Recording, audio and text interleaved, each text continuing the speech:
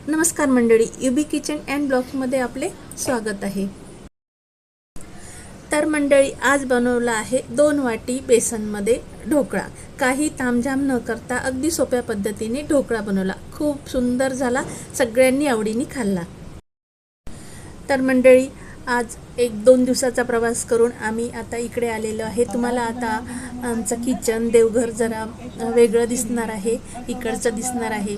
तर अशा पद्धतीने मी आज सकाळी फ्रेश झाले, देवाची पूजा केली, देवाला नमो नम देवाची पूजा करून देवाचे आशीर्वाद घेतले। सकाळी छान फ्रेश वाटत आहे। आणि आता हे सगळं झाल्यानंतर आता जाऊया आपण किचनमध्ये, कारण की आज करायचा आहे ढोकळा। चला तर किचनमध्ये जाऊया। तर हे बघा, हे आता 2 वाट्या मी बेसन घेतलं आहे, चणा डाळीचं हे पीठ आहे। तर सुरुवातीला हे मी आता थोडं गाळून घेते आहे, कारण की आपल्या याच्यामध्ये कोणत्याही प्रकारचे काही कचरा म्हणा किंवा काय आणि नंतर गडे वगैरे व्हायला नको याकरिता आता हे मी गाळून घेते आहे याप्रमाणे।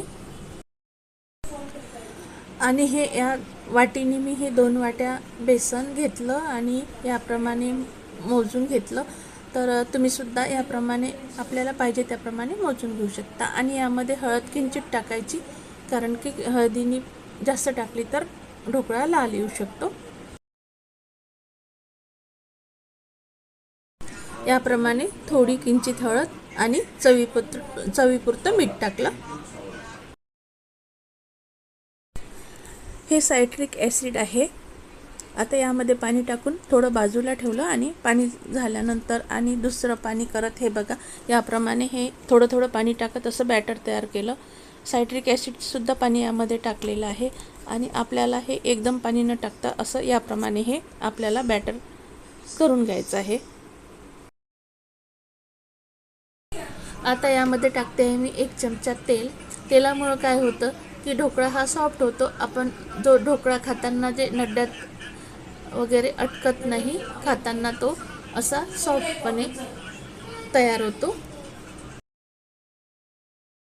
या स्टेपला आधीच कुकरमध्ये असं आपण जिथे ढोकळा वाफवून घेणार आहे ते आधीच असं पाणी ठेवून द्यायचं आणि पाणी ठेवून त्याला झाकण ठेवून एक वाफ येऊ द्यायची। आणि त्यामध्ये जे काही भांडं बसेल, जसं की मी ही प्लेट घेतली, आपण आपल्या घरीच्या भांड्यामध्ये आपली प्लेट बसेल असं भांडं घ्या आणि असं हे तेल लावून घ्यायचं। तेलामुळे काय होतं की ढोकळा हा सहजरित्या बाहेर पडायला मदत होते।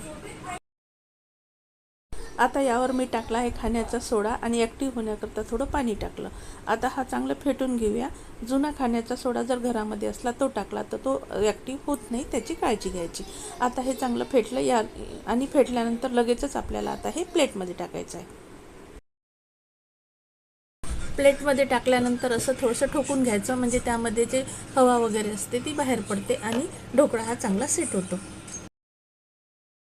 आणि हे भांडं लगेच आपल्या याच्यामध्ये ठेवायचं, कढई जे तापलेली आहे आपलं पाणी त्यामध्ये, आणि लगेच झाकण ठेवायचं 20 मिनिटासाठी। याला आता वाफ येऊ द्यायची। आता हा ढोकळा होईपर्यंत एक चटणी करूया। त्यासाठी मिक्सरच्या भांड्यामध्ये मी हे 2 मिरच्या घेतल्या, अद्रकीचे तुकडे आणि हा कढीपत्ता आधीच धुतलेला होता। कढीपत्ता मी जास्तच टाकते, कढीपत्त्यामुळे छान चव येते या चटणीला आणि कढीपत्ता आरोग्याला खूप चांगला असते। आता यामध्ये जाईल थोडंसं मी डाळवा टाकते। डाळवा नसेल तर तुम्ही घरामध्ये एखादी शेव वगैरे असली ते टाकली तरीही चालते।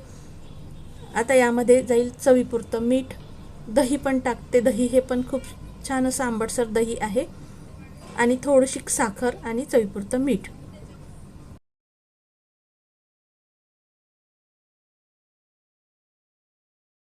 आणि आता हे सुरुवातीला पाणी न टाकता आणि नंतर थोडं पाणी टाकून आपल्याला पाहिजे असं या प्रमाणात पाणी टाकून हे फिरवून घेतलं तर असं हे छानपैकी सुंदर असं बॅटर आपलं चटणीचं तयार झालेलं आहे। यामध्ये मी कोथिंबीर पण टाकली, ती व्हिडिओत आली नाही। हे बघा किती छान असा सुंदर कलर आलेला आहे। आता या चटणीला छान असा तडका द्यायचा आहे। तर त्यासाठी कढई गरम झाली, तेल टाकूया। तेल गरम झालं की त्यामध्ये जाईल आता थोडी मोहरी छान अशी तडतडू द्यायची आणि त्यामध्ये जाईल थोडा जिरा पण थोडा तडतडला की त्यामध्ये टाकूया चिरलेली मिरची।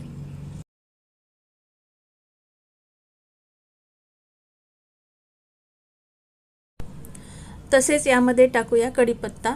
कढीपत्ता मी नेहमी असा बारीक थोडंसं हाताने तोडून टाकला की त्याची टेस्ट जी आहे ते आणखी चांगली आपल्या या तडक्यामध्ये उतरते.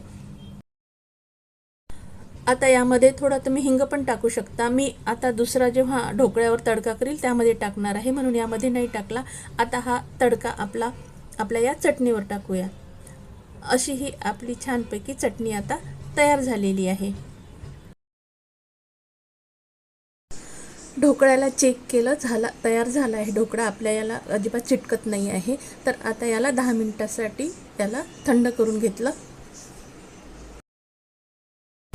आता ढोकळ्यावर तडका देण्याकरता ठेवले आहे तेल.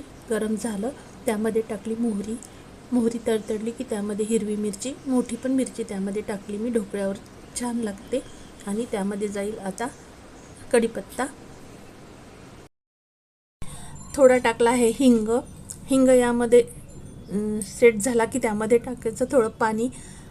आणि ह्या पाण्यामध्ये आणि टाकते आहे मी साखर आणि हे तीळ. तर यामुळं काय होतं की आपला जो ढोकळा आहे हा असा नरम राहतो, आपल्या नड्याला तो चिटकत नाही. जसा विकतच्या मध्ये जसा ढोकळा असतो त्याप्रमाणे हा तयार होतो. तर असा हा तडका मी तयार करून घेतला. आता या ढोकळ्याच्या चाकूनी अशा ह्या सगळ्या बाजू अशा मोकळ्या करून घ्यायच्या. त्यामुळे काय होतं की ढोकळा आपला सहजरित्या खाली येण्यास मदत होते. आणि याप्रमाणे त्याला असं उलटं घ्यायचं आधी आणि असं याप्रमाणे ते आपलं. आता हे बघा, आपला ढोकळ्याचं ताट आता आपलं तयार झालेलं आहे. मी असे गोल यामध्ये केल्यामुळे असे गोल येतात आणि त्यामुळे साईडला वगैरे थोडं छोटं निघू शकते. पण तुमच्याकडे जर एखादं केकचं वगैरे जे आपण भांडं असते चौकोन त्यामध्ये जर केलं तर सगळे पीसेस असे सारखे येतात. तर हे आता झालेले आहे आपले पीस करून. आता यावर हा तडका पूर्ण पीसेसवर असा टाकून घ्यायचा आणि वरून टाकायची छान अशी कोथिंबीर. तर याप्रमाणे ढोकळा झालेला आहे तयार. तर आजचा हा ढोकळ्याचा रेसिपी तुम्हाला कशी वाटली ते अवश्य कळवा. आणि आवडल्यास लाईक करा, जास्तीत जास्त शेअर करा आणि नवीन असाल तर सबस्क्राईब करायला विसरू नका. पुन्हा भेटू अशाच नवीन रेसिपीसह.